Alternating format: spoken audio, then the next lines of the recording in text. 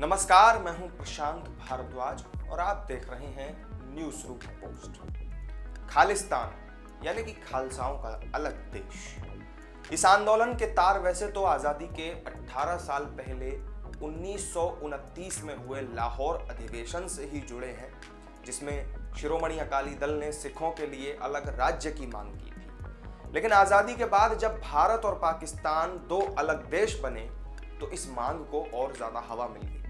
1947 में ही पंजाबी सूबा आंदोलन शुरू हुआ।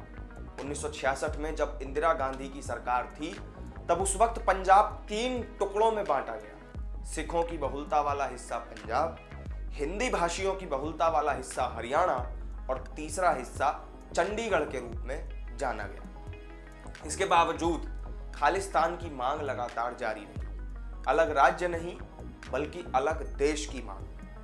80 के दशक में पंजाब पुलिस ने जिस तरह से राज्य से खालिस्तान मूवमेंट को उखाड़ के फेंका वो वाकई काबिले तारीफ था।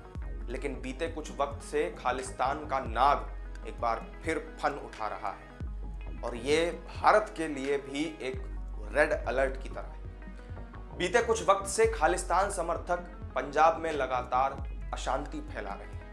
लगातार ऐसी घटनाएं देखने को मिल रही हैं और इन्हें बढ़ावा देने का सीधा आरोप लग रहा है पंजाब में आम आदमी पार्टी की भगवंत मान सरकार पर। उनकी भी बात करेंगे, लेकिन आइए पहले खालिस्तान की पृष्ठभूमि को और अच्छे से जान लेते हैं। 80 के दशक में पंजाब में हिंसक घटनाएं बढ़ती जा रही थी। इसके पीछे था जरनैल सिंह भिंडरावाले, जिसे ऑपरेशन ब्लू स्टार में मार गिराया गया।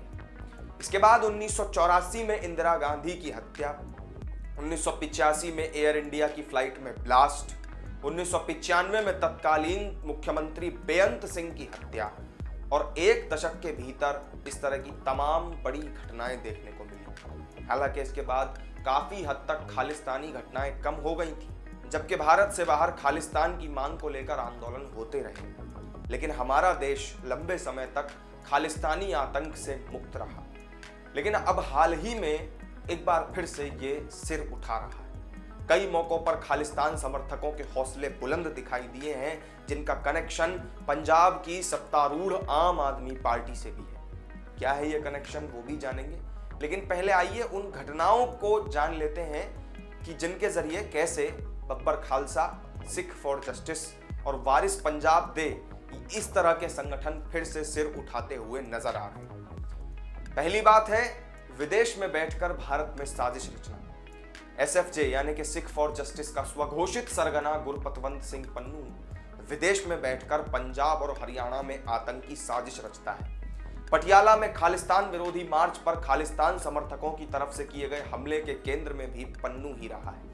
एक बार उसने भारतीय युवाओं को खालिस्तान का समर्थन करने और झंडा उठाने के एवज में आईफोन तक देने का वादा किया था।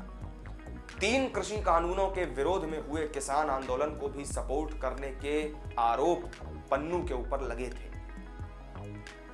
इसके अलावा देश में किसान आंदोलन हुआ, आपने भी वो तस्वीरें देखी होंगी। कृषि कानूनों के विरोध में लंबे चले किसान आंदोलन के तार भी खालिस्तान समर्थकों से जुड़े थे। सिंगू बॉर्डर पर आंदोलनकारी कथित तौर पर खालिस्तानी कट्टरपंथी जरनैल सिंह भिंडरावाला की फोटो लहराते हुए नजर आए थे और खालिस्तान के समर्थन में उन्होंने नारेबाजी भी की थी। एक बुक स्टॉल से ऑपरेशन ब्लू स्टार में मारे गए जरनैल सिंह भिंडरावाले और उसके साथियों का महिमा मंडन करने वाली किताब शहीद खालिस्तान भी बांटी गई थी। इसके बाद फिर लाल किले पर खालिस्तानी झंडा फहराए जाने के आरोप लगे। आपने भी वो तस्वीरें देखी होंगी।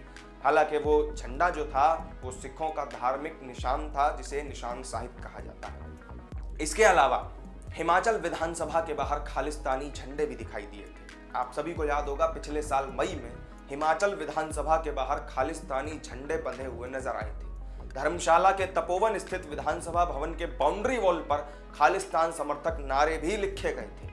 इस मामले में गिरफ्तार आरोपियों ने बताया था कि घटना स्थल से ही वीडियो बनाकर सिख फॉर जस्टिस प्रमुख पन्नू को शेयर किए गए थे। एसआईटी ने 247 लोगों के एक मॉड्यूल का पता लगाया था, जिसमें 15 तो विदेशी थे जबकि 188 देश के भीतर के ही गद्दार थे। इसके अलावा पटियाला में पन्नू के इशारे पर भी बवाल मचा।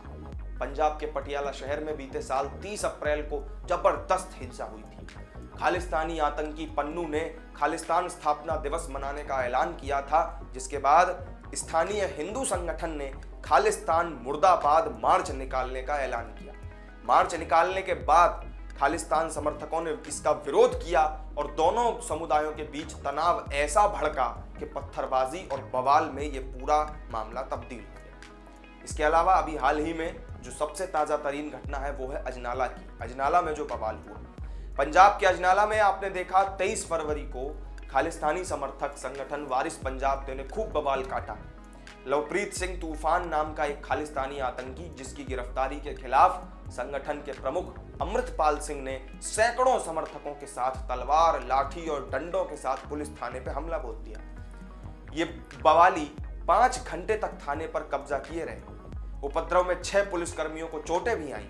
जिस पंजाब पुलिस ने एक वक्त पर खालिस्तान की जड़ें हिलाकर रख दी थी, आज वही पंजाब पुलिस खालिस्तानियों के दबाव में कमजोर होकर लवप्रीत जैसे आतंकी को रिहा करने की बात कह रही है। यानी कि भगवंत मान सरकार ने एक तरह से खालिस्तानियों के आगे सरेंडर कर दिया है। अब जरा आम आदमी पार्टी और खालिस्तान के कनेक्शन को भी समझ लीजिए। भगवंत मान के मुख्यमंत्री बनने के 1 महीने बाद पटियाला और खालिस्तान समर्थकों और दक्षिणपंथी हिंदू संगठनों के बीच संघर्ष का गवाह बना था, जिसका जिक्र भी मैंने आपसे किया। इसके कुछ महीनों बाद संगरूर की जो लोकसभा सीट है, जिसे भगवंत मान ने खाली कर दिया था, उसे खालिस्तान समर्थक सिमरनजीत सिंह ने जीत लिया। इससे पहले आपने देखा होगा आम आदमी पार्टी के ही पूर्व नेता और अरविंद केजरीवाल के साथी रहे कुमार विश्वास ने केजरीवाल के ऊपर यह आरोप लगाया कि उन्होंने एक बार मुझसे यह कहा था कि वो पंजाब के मुख्यमंत्री या खालिस्तान के प्रधानमंत्री बनने का ख्वाब देख रहे हैं। और इतना ही नहीं, कुमार ने यह भी बताया कि पंजाब के पिछले चुनाव यानी कि 2017 में केजरीवाल अपने घर में खालिस्तानी नेताओं के साथ एक बैठक करते हुए दिखे थे, जिसके ऊपर कुमार विश्वास ने आपत्ति जताई थी, लेकिन केजरीवाल अपनी मद में ही चूर थे। आज खालिस्तान के समर्थकों को राज्य सरकार का कोई डर, कोई भय नहीं है। पंजाब में अपराध अपने चरम पर है। दिन दहाड़े लोगों की हत्या कर देने के मामले वहां से सामने आ रहे हैं। पिछले साल नवंबर में ही पंजाब के अमृतसर में एक हिंदू नेता सुधीर सूरी की सरेआम गोली मारकर हत्या कर देने का मामला भी सामने आया था। अप्रैल 2022 में खालिस्तानी संगठन सिख फॉर जस्टिस के आतंकी गुरपतवंत सिंह पन्नू ने यह दावा किया था कि ऊना में केजरीवाल के एक रोड शो में खालिस्तान के झंडे बांटे गए थे।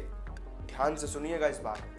इसके अलावा हिमाचल प्रदेश में आम आदमी पार्टी के पूर्व सोशल मीडिया प्रभारी हरप्रीत सिंह बेदी के एक ट्वीट पर भी बीते साल बवाल छिड़ गया था। उन्होंने कहा था कि खालिस्तान की मांग सिखों का संवैधानिक अधिकार है। जब इस पर बवाल मचा तो फिर आम आदमी पार्टी ने इससे अपना पल्ला झाड़ लिया। इन तमाम वाकयों से आप खालिस्तान और पंजाब की आम आदमी पार्टी की सरकार के बीच कनेक्शन को समझ सकते हैं। खालिस्तान समर्थक संगठनों और आतंकियों की मौजूदगी कनाडा से लेकर दुबई, पाकिस्तान, ब्रिटेन और ऑस्ट्रेलिया तक रही है। विदेशों में कई हिंदू मंदिरों में तोड़फोड़ की घटनाएं सामने आई हैं, जिनके तार खालिस्तान समर्थकों से जुड़े थे। बीते 12 जनवरी को स्वामी नारायण मंदिर पर हमला, 16 जनवरी को विक्टोरिया के श्री शिवा विष्णु मंदिर में तोड़फोड़, 23 जनवरी को मेलबर्न के इस्कॉन टेम्पल में तोड़फोड़। इसके अलावा अभी हाल ही में महाशिवरात्रि पर क्वींसलैंड के गायत्री मंदिर में कॉल पर धमकी देकर खालिस्तान जिंदाबाद के नारे लगाने को कहा गया था। ऐसी तमाम घटनाएं लगातार सामने आ रही हैं। पंजाब हो, हरियाणा, दिल्ली, हिमाचल प्रदेश, मध्य प्रदेश, इन सभी राज्यों में लगातार खालिस्तान समर्थक आतंकियों की गिरफ्तारी होती रही है। पिछले साल मई में करनाल में दिल्ली को दहलाने की साजिश रचने वाले बब्बर खालसा से जुड़े 4 आतंकवादी भारी मात्रा में हथियारों के साथ गिरफ्तार किए गए थे। आतंकियों के संबंध पाकिस्तान में मौजूद खालिस्तान समर्थक आतंकी हरविंदर सिंह उर्फ रिंदा से जुड़े बताए गए थे। इसके अलावा 24 दिसंबर को मध्य प्रदेश के जबलपुर में खालिस्तानी समर्थक प्रभुजोत सिंह की गिरफ्तारी हुई थी।